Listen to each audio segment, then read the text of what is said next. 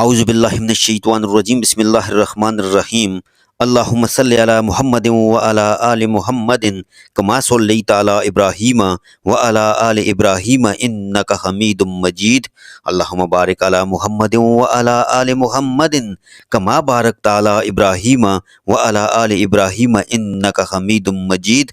السلام علیکم Islamic research treasure کے معزز خواتین و حضرات، اللہ پاک آپ سب کو خیر و عافیت سے رکھے۔ پیارے دوستوں، پیاری بہنوں اور پیارے بھائیوں، موت ایک ایسی تلخ ترین حقیقت ہے جس پر ہر شخص یقین رکھتا ہے، خواہ وہ کسی بھی مذہب، کسی بھی فرقے سے تعلق کیوں نہ رکھتا ہو۔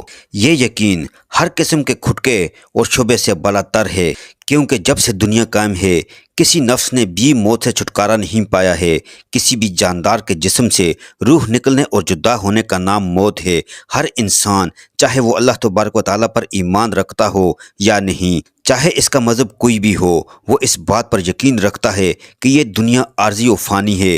حضرت علی رضی اللہ تعالیٰ عنہ کی خدمت میں ایک شخص حاضر ہوا اور عرض کرنے لگا، اے علی، مجھے بتائیے کہ قبر میں انسان کی پہلی رات کیسی گزرتی ہے؟ تو حضرت علی رضی اللہ تعالیٰ عنہ نے فرمایا کہ اللہ تبارک و تعالیٰ کے نبی حضرت محمد مصطفیٰ صلی اللہ علیہ وآلہ وسلم سے سنا ہے کہ انسان کی قبر کی پہلی رات بہت مشکل ہوتی ہے، جب اس کے دوست، رشتہ دار اسے قبر میں دفنا کر تنہا چھوڑ کر چلے جاتے ہیں تو مرنے والا شخص پیچھے روتا رہتا ہے، اور وہ شخص ہر دوست، رشتہ دار کے پاس آتا ہے اور کہتا ہے کہ مجھے چھوڑ کر نہ جاؤ، لیکن کوئی بھی اس کی بات نہیں سنتا۔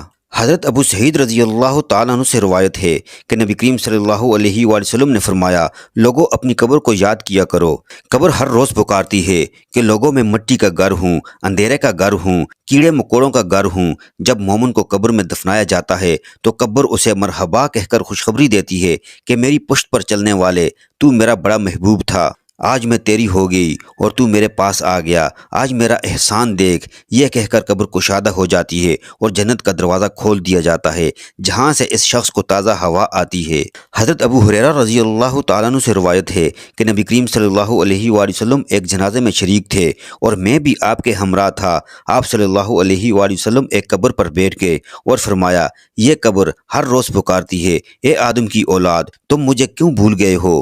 کیا تجھے یہ معلوم نہیں کہ میں تنہائی کا گھر ہوں، وحشت اور کیڑے مکوڑوں کا گھر ہوں؟ مگر اللہ تبارک و تعالیٰ جس کے لیے کشادگی کا حکم فرمائے گا، اس کے لیے کشادہ ہو جاؤں گی۔ اس کے بعد نبی کریم صلی اللہ علیہ وآلہ وسلم نے فرمایا، قبر یا تو جنت کے باغوں میں سے ایک باغ ہے یا پھر جہنم کے گڑھوں میں سے ایک گڑھا۔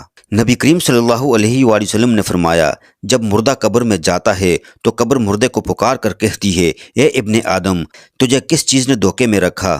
کیا تجھے نہیں معلوم تھا کہ یہ دنیا عارضی ہے اور تو نے قبر کے لیے کیا تیاری کی تھی؟ تجھے نہیں معلوم تھا کہ تنہائی، وحشت اور کیڑے مکوڑوں کا گھر ہوں؟ کس چیز نے تجھے نڈر بنا دیا تھا اور تو میری پشت پر بہت اکڑ کر چلتا تھا؟ اگر وہ مردہ نیک ہوگا تو جواب دینے والے اسے جواب دیں گے کہ اے قبر، تو دیکھ تو صحیح اس کے اعمال کیسے ہیں، یہ اچھائی اختیار کرتا تھا اور برائی سے بچتا تھا۔ یہ سن کر قبر کہتی ہے، بے شک یہ نیک تھا، اب میں اس کے لیے سرسبز ہو جاتی ہوں۔ مردے کا جسم اس وقت منور ہو جاتا ہے اور اس کی روح اللہ تبارک و تعالیٰ کی طرف بھیج دی جاتی ہے۔ حضرت عبداللہ بن عبید رضی اللہ تعالیٰ عنہ سے روایت ہے کہ نبی کریم صلی اللہ علیہ وآلہ وسلم نے فرمایا کہ مردہ قبر میں پیشتا ہے اور ان لوگوں کے گھروں کی آواز بھی سنتا ہے جو اس کے ساتھ جنازے میں گئے ہوں۔ مردے سے اس کی قبر کہتی ہے کہ اے ابن آدم، تیری ہلاکت ہو، تو نے میری تنگی، بدبو اور کیڑے مکوڑوں کا خوف نہیں کیا، اس لیے تو نے ان چیزوں سے بچنے کی کوئی تیاری نہیں کی۔ بدعمال مردے سے قبر کہتی ہے کہ تو نے میری تاریکی، میری وحشت، میری تنہائی اور میرا غم تجھے یاد نہیں رہا۔ اس کے بعد قبر اسے جکڑ لیتی ہے اور فرشتے اس کو ہتھوڑوں سے مارتے ہیں اور اس کی پسلیاں آپس میں مل جاتی ہیں اور جہنم کی کھڑکی اس شخص پر کھول دی جاتی ہے اور وہ مردہ حشر تک اس عذاب میں مبتلا رہتا ہے۔ مرنے کے بعد مردے کو ہر صبح اور شام کو اس کا ٹھکانہ دکھایا جاتا ہے۔ فرشتے جنتی کو جنت دکھا کر خوشخبری دیتے ہیں اور جہنمی کو جہنم دکھا کر حسرت اڑاتے ہیں۔ حضرت قتادہ رحمۃ اللہ علیہ فرماتے ہیں کہ قبر عذاب کے 3 حصے ہیں۔ ایک تہائی عذاب پیشاب کے چھینٹوں سے نہ بچنے کے سبب، ایک تہائی غیبت کے سبب اور ایک تہائی چغلخوری کے سبب ہوتا ہے۔ حضرت ابن عمر رضی اللہ تعالیٰ عنہ سے روایت ہے کہ نبی کریم صلی اللہ علیہ وآلہ وسلم نے فرمایا، جب کسی شخص کا انتقال ہو جاتا ہے تو اسے صبح و شام اس کا ٹھکانہ دکھایا جاتا ہے۔ اگر وہ اہل جنت میں سے ہے تو اسے اہل جنت کا نام دکھایا جاتا ہے، اور اگر وہ جہنمی ہے تو اسے اہل جہنم کا ٹھکانہ دکھا دیا جاتا ہے، یہاں تک کہ اللہ تبارک و تعالیٰ قیامت کے دن اسے اٹھا لے گا۔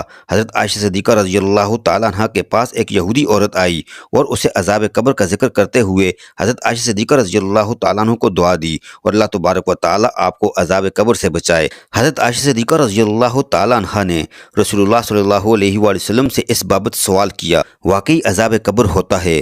تو آپ صلی اللہ علیہ وآلہ وسلم نے فرمایا، جی ہاں، عذاب قبر برحق ہے۔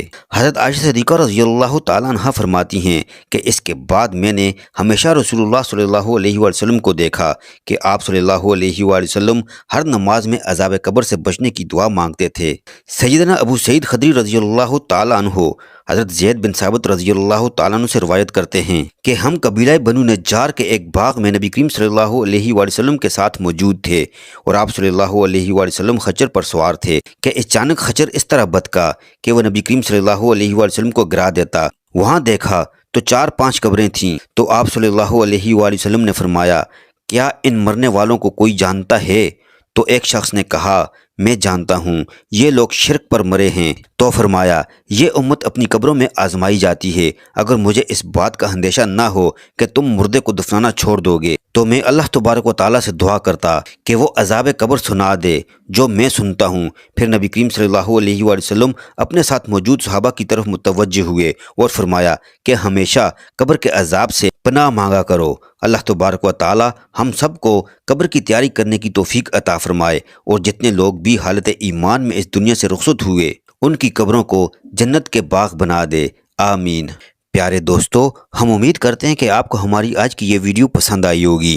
اگر آپ کو ہماری آج کی یہ ویڈیو پسند آئی تو آپ سے گزارش کرتے ہیں کہ آپ ہمارے چینل اسلامک ریسرچ ٹریزر کو ضرور سبسکرائب کر لیں، اور ساتھ ہی لگے بیل کے بٹن کو بھی پریس کر لیں تاکہ آپ کے پاس ہماری آنے والی مزید معلوماتی ویڈیوز کا نوٹیفیکیشن بر وقت ملتا رہے۔